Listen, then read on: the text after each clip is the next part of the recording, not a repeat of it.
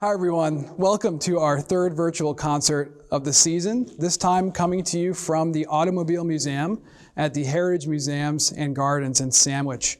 We're so grateful for everyone at Heritage for having our orchestra and having us perform in this beautiful space. It's been our mission this season to travel around Cape Cod and really highlight and collaborate with some really awesome people, and this museum is definitely one of them. And thank you to all of our supporters and donors for making this project possible. None of this would be possible without your support and your love for our orchestra. If you're tuning in for the first time, welcome to our Cape Cod Chamber Orchestra concert. I hope you explore our website to find out more about us, and I hope to see you soon live in person. Enjoy the show.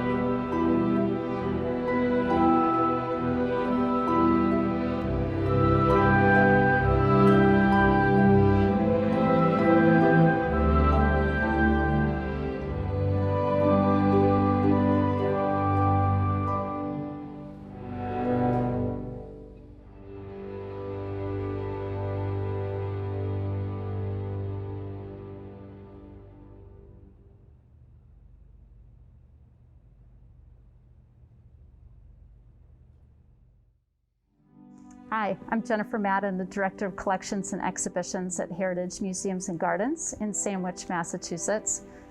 We'd love to have you visit the museum this year. We're opening again on April 24th. We have landscaped gardens of all types and 2 museum buildings, a changing exhibitions gallery and our auto museum. Mr. and Mrs. Josiah K. Lilly III opened Heritage in 1969. One of the key buildings that they built at that time period was a reproduction shaker-style round barn to house their auto collection. Today, the museum features a collection of 42 antique automobiles ranging in age from 1899 to our most recent acquisition, which was made just last year, a 1965 Ford Country Squire station wagon.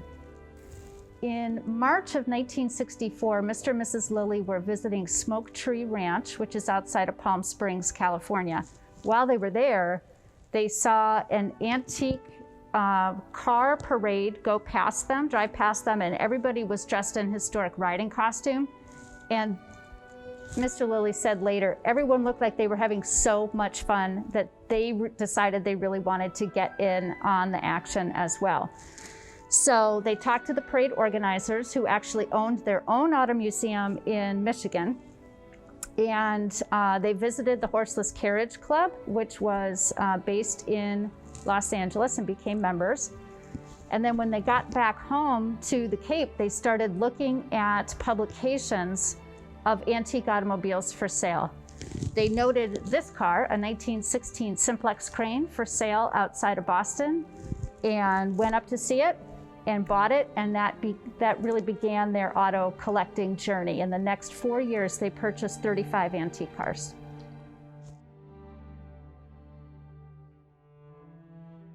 What I really like about these 2 cars compared to each other here at the museum is they're both 1910, but the market for each one of these is much, much different. This is a 1910 Sears Surrey, as in the Sears and Roebuck catalog.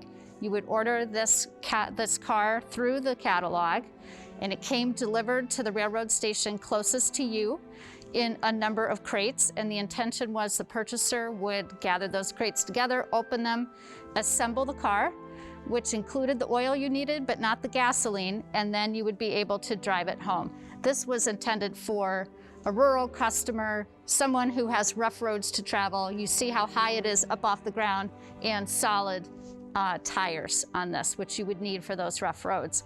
Compare that to the 1910 Cadillac that we have over here. This was a luxury car for its time period, incredibly expensive, marketed to very wealthy, mostly urban drivers who had much better road conditions to deal with, and the whole car could be a little bit lower and have all of the latest features of the time.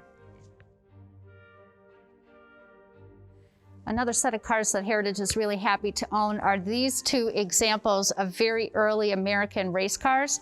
This is a 1912 Oldsmobile Autocrat and a 1915 Stutz Bearcat. Both of these cars were built for racing. They were both raced, these makes and models, not these exact cars, but these makes and models raced at the early Indianapolis 500 races. And auto manufacturers made these because they wanted to prove to the public that their cars were reliable means of transportation for American families. Even though an American family wouldn't buy a car like this. This is not something for your family, or you're going to go out and buy groceries. But this is very early in the adoption of the automobile. People still aren't sure whether or not automobiles are going to be the way people get around in the future. Are they reliable? Auto manufacturers used race car examples like this to prove that their products were, in fact, sturdy, reliable, fast, and able to provide the transportation that American families were looking for. Heritage Museums and Gardens is open this year from April 24th to October 17th. You can check out our current offerings at heritagemuseumsandgardens.org online, and we hope to see you here.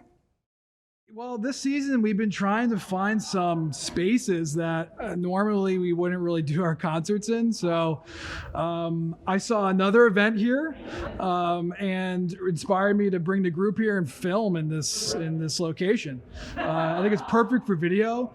You'll see on the concert tonight, our musicians spread out distance on the second floor and the first floor, which we can't really do in many other spaces, but we could do it here, so it's great. How does it feel to be back playing again? Oh, it feels incredible. Especially seeing all my colleagues and playing this really interesting repertoire, actually. Yeah. A lot of these pieces I haven't played before, so it's great to be back. It's always great to play with this group. This is a really tight group of friends, and we have a perfect blend of like high standard of music, but also being really good friends. And a lot of these people I haven't seen for many months, so it's always really heartwarming to be around. It's so much fun to play with this group. We're all friends, and it's really just like we're hanging out again, and it's just a lot of fun. Oh man, it's always something I look forward to, especially now during these times when we're not performing a lot, just to just the social connection that we all have and getting together and just being able to actually play music again, but also just socializing in any way right now is super, super special. And we all, I think, really love Matt, and it's just this vibe that's really, really positive and just really uplifting to be a part of. Yeah, I'm super excited to be back. It's been a few months, and these days there aren't a lot of chances to play with other people, so it's really exciting to be back playing with everyone. Yeah, it's cool to be back playing with the Cape Cod Chamber Orchestra. This ensemble is one of my favorite to play with because everyone's super nice. It's a great combination of awesome music making and good friends. And as the harp, we don't get to play a whole lot very frequently in orchestra, but Matt makes sure to program stuff for me all the time. So yeah, I love it. I mean, it's kind of surreal. This is my first time playing with people since March, since the pandemic began. So it's pretty emotional for me. I was definitely a little teary at the beginning. I also grew up with this piece. We had 2 CDs in the car that were classical music, and Aaron Copland was one of them, and this was on that CD. So I've been listening to this piece for, 25 years, and now I get to play it as kind of my re-entrance into musical society. So I'm just over the moon. I'm shaking. I'm so happy. In 1939, Aaron Copland set out to write music for the Irwin Shaw play Quiet City. Copland must have loved the music he wrote, because despite the play closing after 2 nights, this piece of music lives on in a completely different way than it was originally composed for. Now we're performing it for string orchestra, trumpet, and English horn. I'm so excited to welcome Kyle Spraker. Kyle is the principal trumpet for the Cape Symphony, and to have Mary O'Keefe back, our oboe and English horn extraordinaire, for this performance. Of all the pieces by Aaron Copland, the ones we think of most often are Appalachian Spring, Rodeo, Fanfare for the Common Man. Quiet City doesn't always fit into the iconic Aaron Copland that we think of. This is a very introspective piece. It's very, very different from other pieces that we're familiar with. It follows the story of a man named Gabriel. Gabriel was an artist. He had a passion for art and creativity, but decides to choose a more conservative life working in retail. And this is something that he deals with throughout the rest of his life, this decision to no longer be an artist and create art. And he finds himself wandering through a very quiet New York City at night. And he's dealing with this internal strife. He hears off in the distance a trumpet playing, just playing a few notes, warming up. And I imagine him turning around and looking for where this noise is coming from, and discovers that it's actually not happening in reality. It's a hallucination. It's a memory of his brother playing trumpet. And he has this haunting sound continuing throughout the entire play. And you'll hear Kyle playing a few notes every once in a while that sound like a young trumpeter warming up. It is a piece that I felt perfect for the time we are living in, not only as artists ourselves, as musicians in the orchestra, but all of us dealing with the pandemic and watching our cities literally be quieted at this very moment. I hope you enjoy the lush melodies and the beautiful playing by our orchestra and Kyle and Mary in Copeland's Quiet City.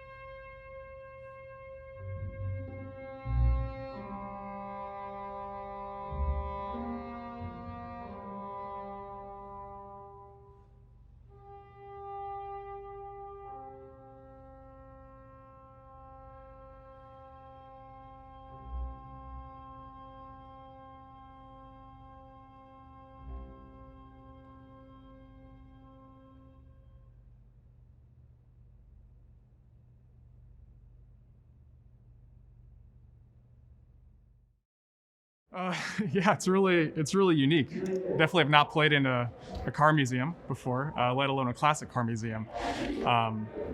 So I think it really fits with the theme of the American music that we're playing. It's really awesome. I have played in some museums before, but I've never played in a car museum, so this feels pretty cool.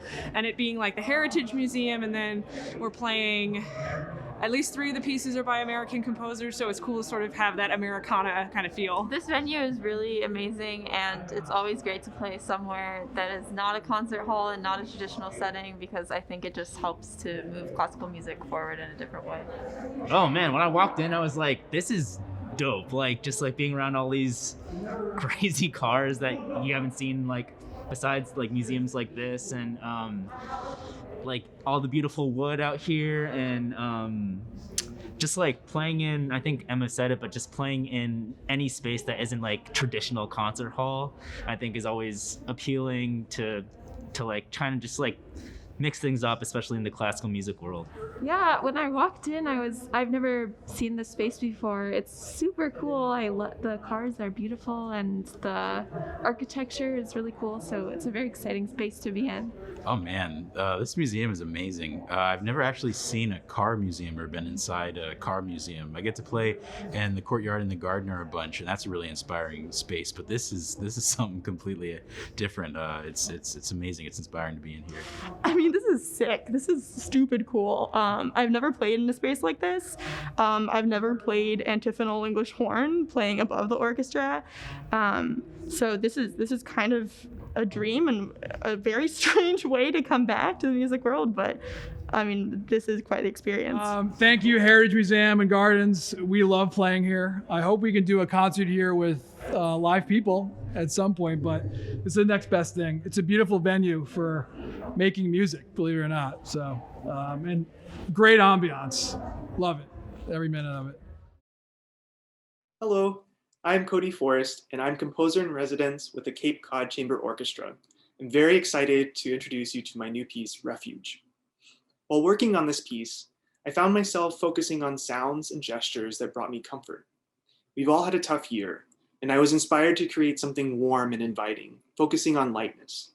I was drawn to a sense of spaciousness and stillness, to music that sounded curious but not urgent. There are moments of darkness and agitation, but these are passing shadows. The overall mood of the work is wistful and seeks to provide a sense of refuge, a shelter from the storm. At the beginning of the work, you'll hear alternating passages of ensemble strings and solo strings. The opening music and the ensemble strings play the basis for the work, a chorale, interrupted here by short violin and cello solos. As the work progresses, the chorale acts as both a grounding device, providing that sense of stillness and rootedness, but also as a point of departure. You'll hear passages following statements of the chorale that are sentimental, dance-like, and anxious. Composing this work was something of an act of discovery and happy accidents. I was listening to many works for string orchestra to try and get my ear in the sound of the ensemble and identify for myself what types of textures and ideas I wanted to explore in my piece. I happened upon Stravinsky's Apollo, and there is a beautiful progression in the final apotheosis, which is what inspired the chorale for my piece, and I may have borrowed a note or two from Stravinsky. After I composed the chorale, the work evolved fairly organically. I knew that I wanted to feature the principal cellist and concertmaster throughout the work, so the resulting form of alternating passages of chorale and diversion took shape. In closing, Matt asked me to express my hopes for 2021. My prevailing hope is that we'll all soon be able to be in one another's company, to once again bask in shared experiences, and I hope we don't take those experiences for granted too soon. Thank you for tuning in. It has been a joy to work with Matt and the musicians of the Cape Cod Chamber Orchestra. I can't wait for you to hear my new piece, Refuge. Hope you enjoy it. Take care.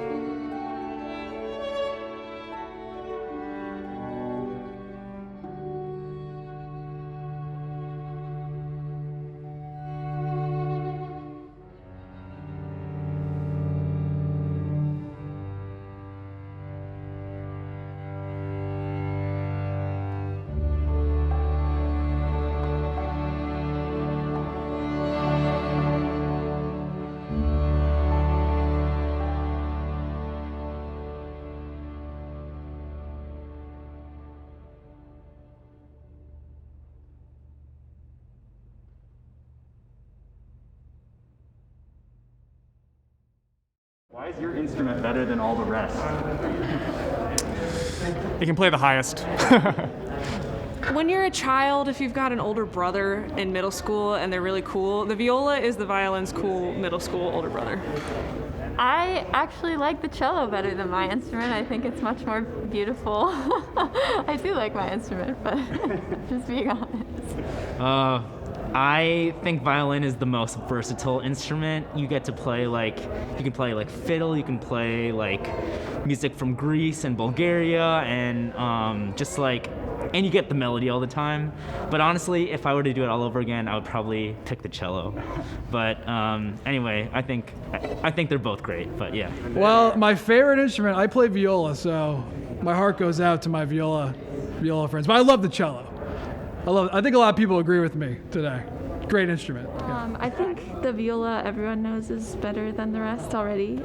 It's just all around. The sound is the closest to the human voice range, actually. So I think it really resonates with people in that way. I don't know if the harp is the best instrument, but the thing I love most about the harp is that we get to have a very direct connection with the sound that we're making. You know, with the piano, there's the hammers. You have to hit a hammer, or you have to hit the keys, which hit hammers, which pluck strings, and it's this whole ordeal. But with the harp, it's just you and the strings and the resonating chamber, and it's pretty dope to be able to have such a intimate, I guess, connection with the sound that you're making. I mean, I don't know if you were listening, but I mean, the English horn is kind of incredible. It's one of the closest instruments to the sound of the voice, and it can stand up against a trumpet, which I think is pretty cool. Charles Ives was a New England man through and through. Born in Danbury, Connecticut, he writes his Unanswered Question in 1908, a very experimental piece. With a lot of music by Charles Ives during his lifetime, it was not really acceptable among composer and audience circles. It isn't until later in life that his music began to gain popularity. And so we are performing his Unanswered Question as part of this program, as part of a question that I've been asking myself, which is, when is this pandemic going to end? In the piece, we have three different groups of instruments. We have the strings, who see and hear nothing. They are oblivious to everything that is going on. They are, as Ives calls in the piece, the druids. I like to think of them more as the world turning and the inevitability of the seasons and time passing. They are very quiet. They are unresponsive to the dialogue that's going on throughout the rest of the piece, and they begin and end Ives' composition. The trumpet player tells us over and over again and asks this question, the question of existence, as Ives says in his note to the score. And the four woodwind players attempt to answer this question. So as the piece goes along, the trumpet states the question, and the woodwind players answer. And then again, the trumpets state a question, and the woodwind players answer. And as the piece goes on, the woodwind players become more and more agitated because they're finding that they can't be answering the question correctly if the trumpet is still asking it again and again.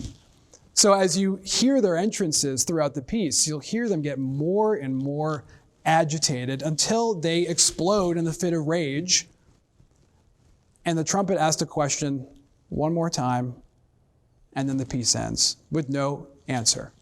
It is the perfect pandemic piece that really only works in the space where you can distance the players properly. So you'll see in the performance, we have Kyle up in the balcony. We have our four woodwind players up in the balcony, spaced out to give a little more of a distance sound and really make Charles Ives' piece come to life. I hope you enjoy this performance of his Unanswered Question.